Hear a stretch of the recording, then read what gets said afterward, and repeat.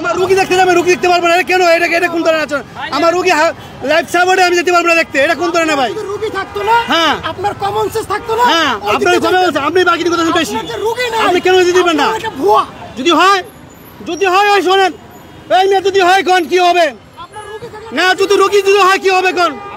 হ্যাঁ আপনার কি হবে? বিচার না আবার বিচার হবে, যদি হ্যাঁ নাহলে ওনার বিচার হবে না আবার বিচার হবে। আপনার কোনো উত্তর দিয়ে বললাম আমি, ওনারা উনি বার্গেনিং করে স্যার, কেউ বার্গেনিং করে নাই।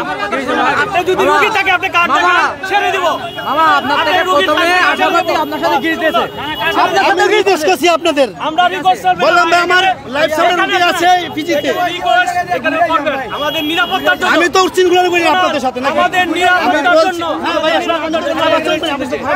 ভাই আমাকে গাইতে দেন, আপনাদের সাথে কোনো খারাপ আচরণ করছি ভাই? আমি বলছি আপনি গালি দিয়েছি, বলতে পারছি গালি দিয়েছি না, সেটা না, আমার একটু আমি কিছু একটু আমার এখানে দেখতেছেন লক্ষ্মী না, আমি বলছি ভাই আমরা এখানে ছাড়লে কিছু করতে পারছি না, পিছিয়ে হয়ে যেতে হবে।